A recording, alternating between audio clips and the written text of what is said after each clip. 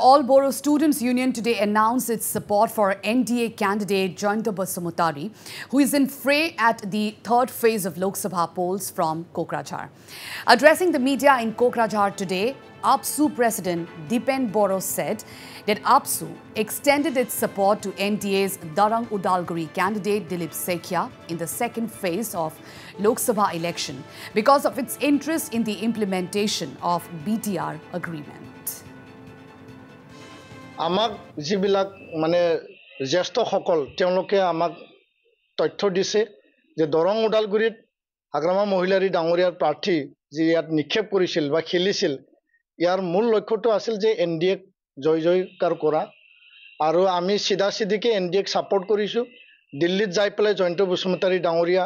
BTR বাখীৰ উন্নয়ন কোকৰাঝাৰ লোকসভা সমষ্টিৰ উন্নয়ন যাতে তেওঁ কাম কৰে আৰু দিলীপ শইকীয়া ডাঙৰীয়াও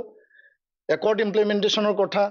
জয়ন্ত বসুমতাৰী ডাঙৰীয়াৰ লগত থাকি পেলাই যাতে একেলগে কাম কৰিব পাৰে ইয়াৰ কাৰণে আমি দিলীপ শইকীয়া ডাঙৰীয়া বা এনডিএ প্ৰাৰ্থীক দৰং উদালগুৰিত আমি সমৰ্থন কৰিছো।